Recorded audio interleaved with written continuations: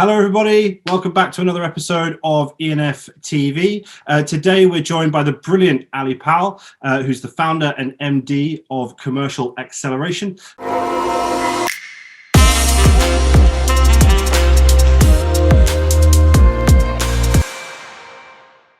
Ali, thank you so much for joining us today. Hello. Yeah, really pleased to be here. Thanks for having me. It's brilliant to finally have you on the show. I know that obviously we spoke a few weeks back, and I was obviously keen to get you on the show due to a few things that we spoke about, and we seem to be certainly on the same page on a few topics. The way we like to start the show is generally just to try and find out a bit more about the guest, a bit more about you, your background, of course, how you came to start your own business. So yeah, please do tell us a bit about yourself. Yeah, thanks. So as you'll hear, I have a bit of a strange accent. Because I grew up in Hong Kong for 20 years. So I'm quite international. And that really started my love affair with hotels, because we have amazing hotels out there. We did a school trip to the Peninsula Hotel, which just started my love and adoration for the hospitality sector. So yes, I've had a very international upbringing, but I've worked in the hospitality and leisure segment for about 25 years. Yeah. So I have worked for a lot of the big hotel chains. So Hilton, Intercontinental Hotels Group, Whitbread Premier Inn. I've come from, I would say, a very customer and commercial background. So I think I started on some sort of fast track graduate program, that Hilton offers, where you get assessed what your strengths are. And from there, we always knew my strength was in understanding the customer and then applying that commercially. So I'm very data driven. Yeah. I think that's really the foundation for being able to make good commercial decisions. And so I've had lots of roles in business analysis, intelligence, sales, marketing, revenue, all under this umbrella of what I'll call commercial that we'll talk about. But my last corporate roles was in for Fitness First, who's owned by the private equity Oaktree. I was their chief commercial officer, and then helped them win this Turnaround of the Decade award. And then I went on to another one of their brands called Pegasus, who do luxury retirement living, and I've held these roles of chief commercial officer, which I love, because it's just really about driving growth, all based on, again, knowing the customer and the right commercials. And that always led me on to now doing my own thing, if you like, where I can go and help lots of different companies and businesses to grow and scale. Definitely. It's great to obviously see people coming from these sort of large corporate businesses, starting their own businesses, and then going off and almost coming into their own. I can imagine that your journey personally is the way you do things, the way that you project yourself, and also the way that you conduct business. It is sort of almost, you've molded it over a long period of time from all these different skills and all these different teams. Yeah, absolutely. It's a journey. I was quite fortunate that I knew from an early age I wanted to do something in corporate world, something in business management. Whereas I know a lot of people, they sort of come to that later. But so for myself, I then could just sort of head in that way, commercially and business wise. And I also know what I like in terms of, I like things to do with people and making people happy, which is the core of these service businesses that I've been fortunate to work with. Yeah, it actually sort of very nicely actually brings me on to my first question to yourself, and it's certainly from your perspective, because I've been seeing a lot of posts from yourself in terms of going out and actually talking to people in the industry, and talking about not new ways of working, but the ways that people could be working to generate business and sort of focus on that customer journey, as you've so rightly said. So I suppose from your perspective, what could hotels be doing right now to engage and sort of generate or increase that sort of revenue, but also improve the customer journey? I mean, what can we be doing at the moment? Yeah, absolutely. So yeah, I'm all about driving revenue. And like you say, at the moment, a lot of people just need to survive and thrive. And then we're looking at more strategic, longer term game plans. But yes, for the right now, if I could talk about some of the things that I'm usually going to help people in. So if I start with firstly about existing customers instead of new.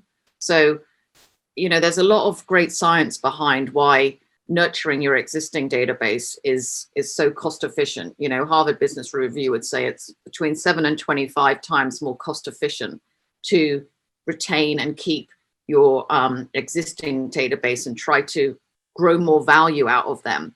So with that sort of as a foundation, one of the things I would be encouraging people to do is to look within their CRM system. They'll have some form of database depending on the size of the operation.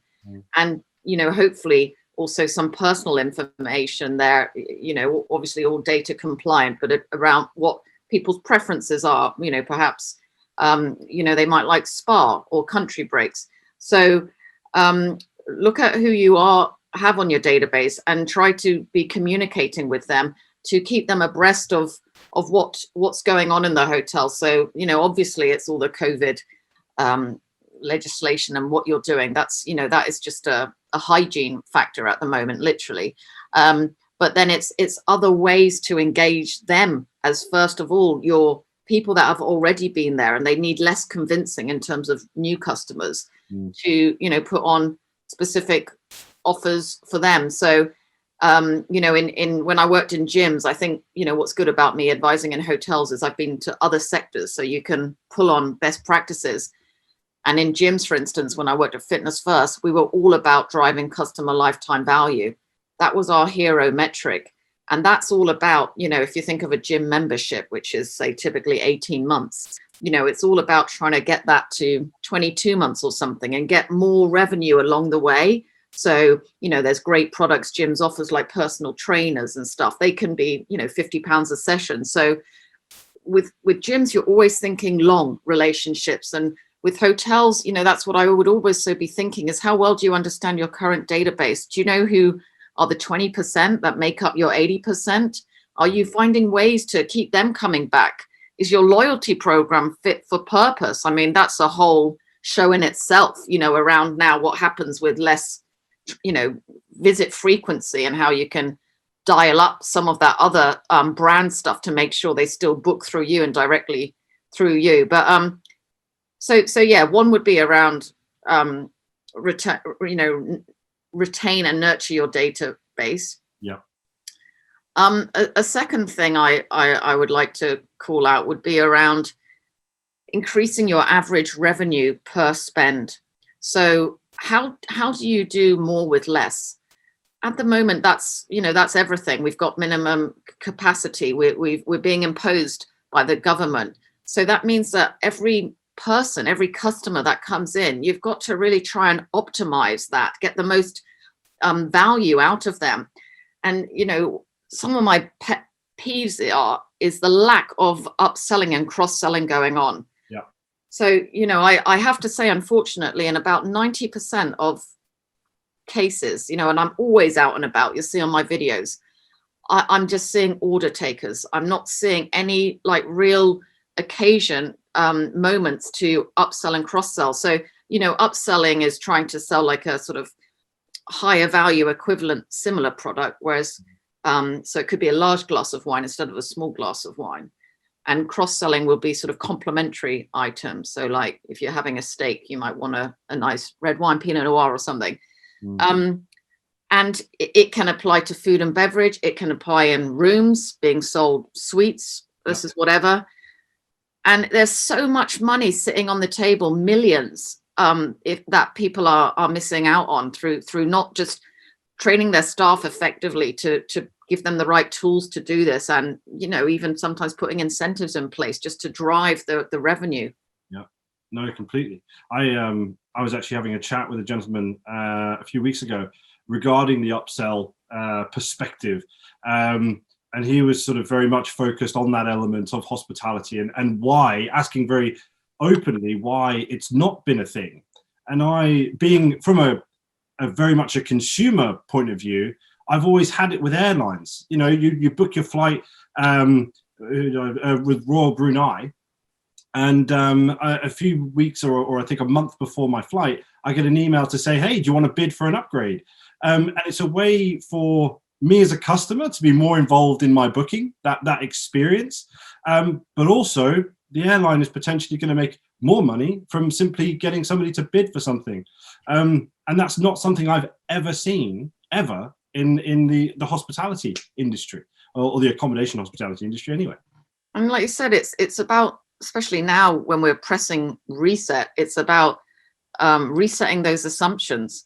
So like you say, how do we know that if you then, say your same example, sent a promotional email saying, hey, great news, we've got our fabulous royal suite going here, for £80, would you like to do that?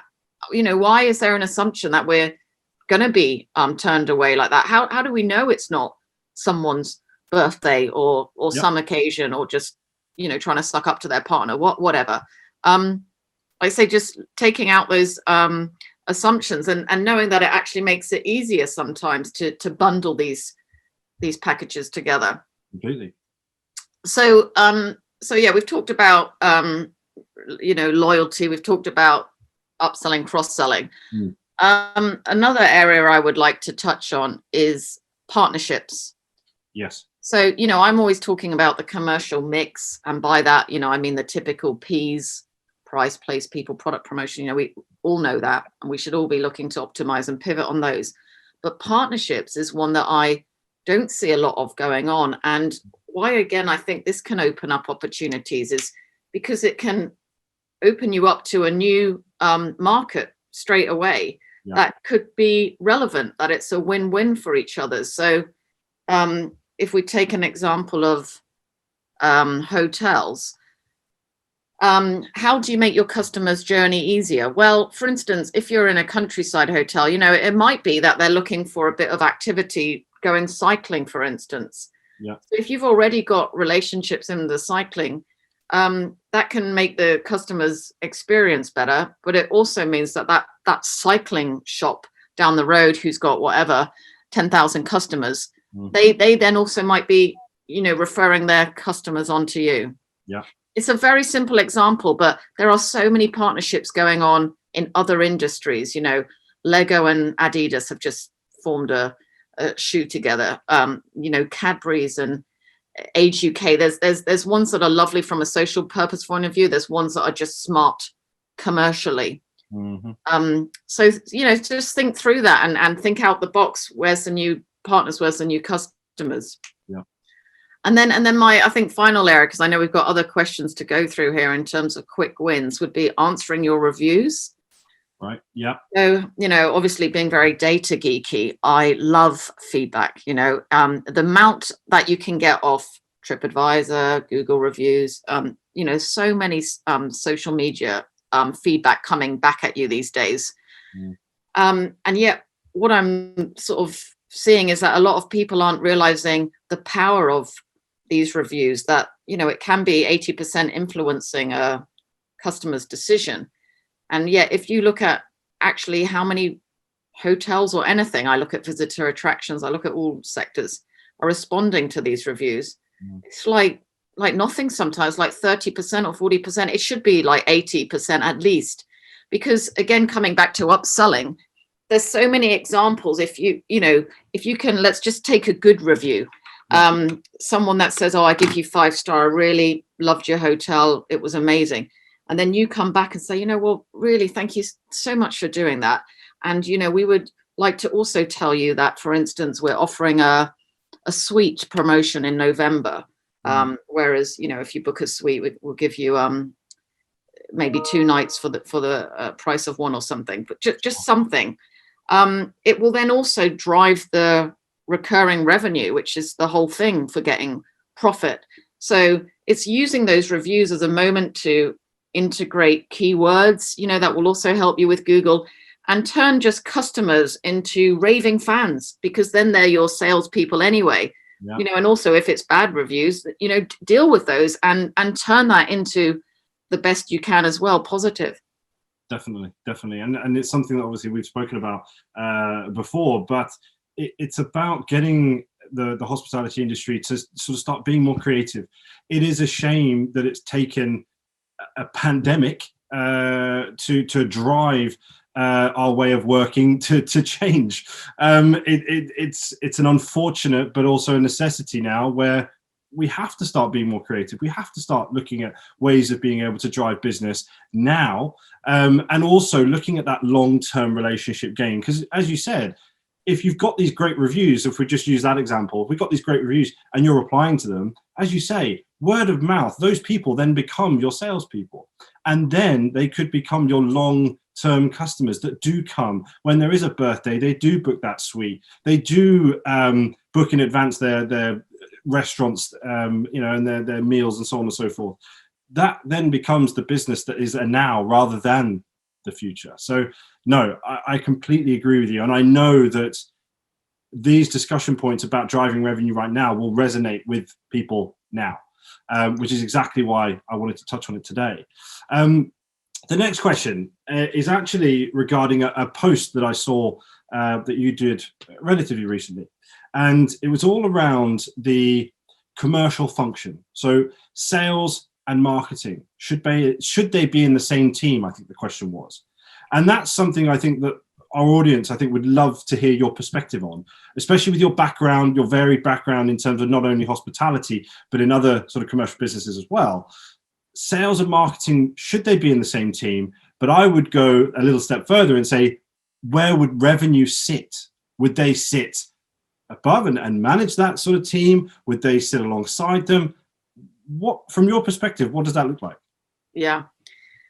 So brilliant topic. Like I said, really on point. I will say my summary would be it should all be one united, which is why like I said, I've specifically chosen a title of commercial. And I see others, commercial directors, all that. That's the same thinking as my chief commercial officer is. It's about growth. It's trying to get away from silos. And like I said, I've had 25 years of coming up in these different structures where you've got the tension, particularly with sales and marketing. Let's talk about that one first, about sales saying, oh, you don't give me enough leads, your leads are rubbish. And then marketing say, well, you don't do anything with my leads, you don't follow up. It's and we're in all of that playground stuff. Whereas, yes, if it's all around so common metrics of growth, so it's around customer lifetime value, or it's around driving revenue per customer, or it's around shortening the sales life cycle, then these are common metrics. So yeah, I would put sales, marketing, revenue in the same bucket. And when you say sales, marketing, and revenue, there's so many parts that come under that. That includes brand, it includes CRM for me, it includes the digital part that really makes that whole end-to-end customer journey from acquisition, service, retention, and the follow-up, all work seamlessly. I think, again, it's this hot topic at the moment. Getting rid of the silos is something that we've been talking about very heavily since this whole pandemic started. I think it just drove an opportunity for this discussion to be amplified. And more people have been talking about it.